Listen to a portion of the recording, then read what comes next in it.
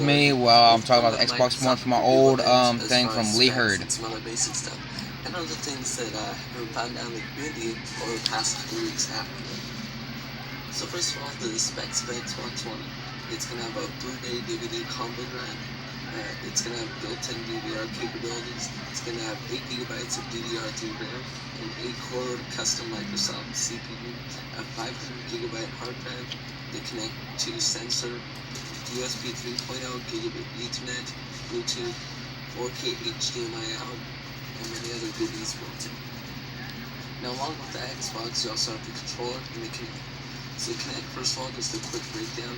It's got 1080p camera, uses 2 gigabits of data per second to actually interpret what you're doing and what it sees. And it's always going to be on, and it can even detect something as minute as the movement or rotation of your wrist. Now the controller, Microsoft has done a lot with, which is kind of cool. So it's similar to before. To me, it looks kind of like the 360 controller and the original one combined as far as its form factor. Microsoft says there have been over 40 technology innovations within it. First of all, there are a couple rumblers in the controls, which they're calling impulse triggers. They can offer unique experiences such as like in Forza, when you brake or drift. It's supposed to be a possible use. And then there's also going to be larger main rumblers, and you'll be able to move the sticks with about 25% less effort than before. There's also going to be a smaller dead zone due to some clever tricks employed in engineering. There's going to be an improved D-pad shape. The ABXY buttons are going to be shallower, so there should be less distance to actually press in, so it should take, I guess, a fraction of a second less for you to actually react to something and for it to actually happen. There's also going to be seamless pairing, and it'll also be able to. I just noticed when I was using that gun sucks ass. Software built with the Kinect sensor. It's going to have far improved battery life, and also back to the person association, that could also help with automatically configuring split screens based on where someone's sitting, so that would be kind of cool. They've tested this design by a lot of different ages many times, so it's supposed to fit really well, work really well. So don't worry about that yet. Don't worry about it until you've actually seen it.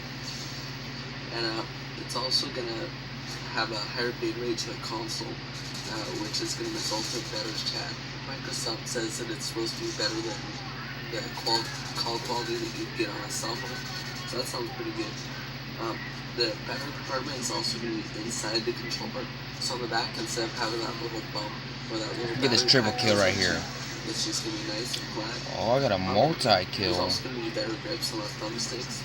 You'll be able to use a simple micro USB cable to switch to wired and save battery. The triggers are going to be easier to press. They're angled in a slightly different way. Now with the controller, there are also new menu buttons. The menu button, if I remember correctly, is on the right, whereas the view is on the left. The V button is, it can be used in, for example, Call of Duty games to show a leaderboard, something like that. Menu could be used, well, as a menu button in a lot of games. So if you're a rage quitter, you might use the menu button pretty often. So back to the Xbox One stuff, alright. So the game stuff, that's been a huge topic within the community. What's the DRM going to be like? What can it do? What can't it do? There's a good infographic that I'm going to put on screen right now that's also going to have this stuff. So you're going to have to connect to the Microsoft Azure service for licensing every 24 hours, even just for single-player games, unfortunately.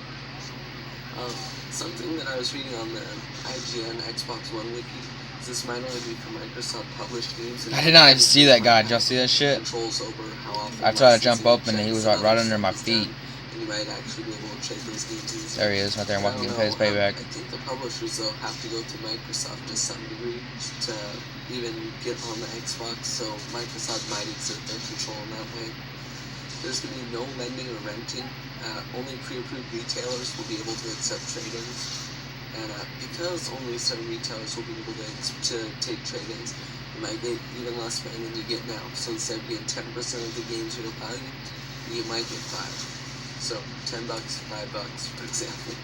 You know, that would really suck, and I would be surprised if that's what happened. You would.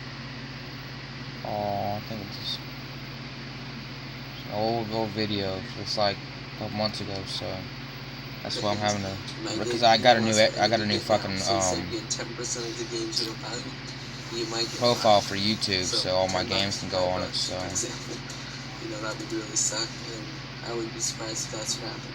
You will, however, be able to sell to friends if you've been, if they've been on your friends list for greater than 30 days, and then it will be locked to that user forever. They can't sell it again onward. There's going to be no backwards compatibility on the games, and installation to the hard drive will be required, which might be a good thing because it could very well reduce lag, and games might have less time loading stuff, so that'd be kind of good. And if the game is linked to a parent account, all children accounts under that will be able to use the game. If you're at a friend's house, though, I said there's no lending or renting. However, if you go to a friend's house and you sign into your profile, you will be able to access all your games because they're also stored in the cloud. So that's kind of cool. So as for the overall Xbox One experience, it has its familiarity to the current Xbox 360 dashboard, but it also has a lot similar to Windows 8 or Windows Phone, the Metro/modern UI taken over. So it's a lot like that. It includes. since this fucking video keeps freezing, I'm just gonna let y'all go because I guess that's all I was pretty much talking about is the Xbox One and how it's similar and all that stuff to Windows phones and all kinds of stuff like that. And I was doing a gameplay the other day of an NW3.